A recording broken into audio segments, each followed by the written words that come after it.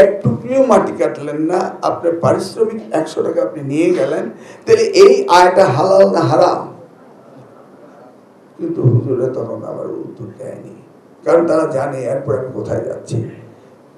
যেই মাদ্রাসায় আপনাকে বেতন দেওয়া হলো, গভর্নমেন্টের এমপি অনুযায়ী পয়সা দেওয়া হলো, একজন ছাত্র পাস করলো না, তাহলে ওই মাদ্রাসায় এই পয়সাটা হালাল ছিল না হারাম ছিল? আমরা হালাল হারাম বলতে শুধু জবাই করা মাংস আর শুয়োরের মাংসই মনে করি?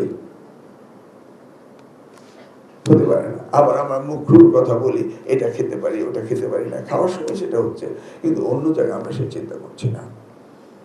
আমি 5টি বছর মন্ত্রী ছিলাম, কই 111 তো আমাকে একটু দুর্নীতির মামলা করতে পারেনি, যদিও অনেক জঘন্য মামলা করে আমাকে 3.5 বছর জেলে রেখেছিল আমার প্রতিপক্ষ, কিন্তু দুর্নীতির মামলা একটিও করতে পারেনি।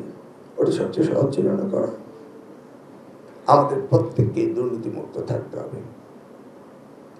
বিশেষ করে আমরা দুইজন যেখানে রয়েছি সেখানটা আমাদের করতেই হবে, এটি আমাদের অদম্য চেষ্টা, বাধ্যবাধকতা থাকতে হবে। দুর্নীতি শুধু অর্থনৈতিক না, নীতিগত দুর্নীতি রয়েছে।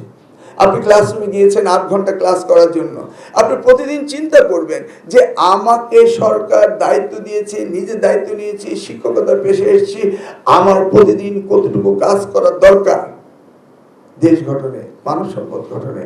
এই বিষয়টি যদি আপনাকে নিজেকে জিজ্ঞেস না করে আপনি শুধু সময় কাটিয়ে গেলেন, এটা কি একটি দুর্নীতি নয়? আমি যখন প্রতিমন্ত্রী ছিলাম তখন নোয়াখালীতে একটি মিটিং ছিল আমার, বিশাল মিটিংটি ছিল। পরীক্ষায় 0 অনেক মাদ্রাসায় পেত, শুধু মাদ্রাসার জন্য লিখেছিলাম। তো আমি 0 পাস করতো আর কি, একজনও পাস করতো না। তো আমি ওখানে আমাদের সকল প্রতিনিধিরা ছিল, মাদ্রাসা সুপারিনটেন্ডেন্টরা ছিল এবং সরকারি প্রতিনিধিরা ছিল।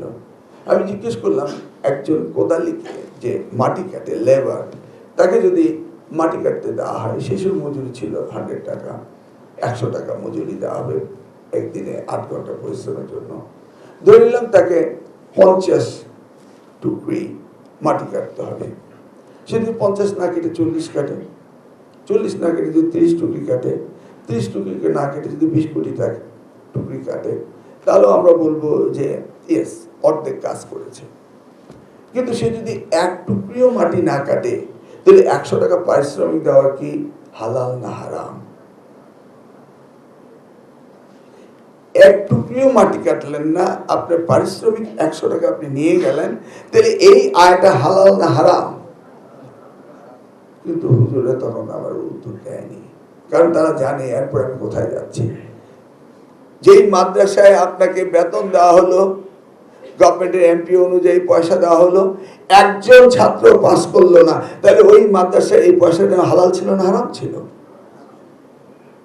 আমরা হালাল হারাম বলতে শুধু জবাই করা মাংস আর শুয়োরের মাংসই মনে করি? হতে পারে না। আবার আমরা মুখরুর কথা বলি, এটা খেতে পারি ওটা খেতে পারি না, খাওয়ার সময় সেটা হচ্ছে, কিন্তু অন্য জায়গায় আমরা সে চিন্তা করছি না। আমি অনুরোধ করব, আমরা সকলেই নিজ গুণে চিন্তা করব যে আমার দায়িত্বটা কি, আমি কি করতে চাচ্ছি। আমি বিশ্বাস করি প্রত্যেকটি প্রাইমারি স্কুলের শিক্ষকরা যদি তারা নিজ গুণে চিন্তা করেন, আমার সামনে এই সন্তানগুলি, এগুলি আমার নিজের সন্তান।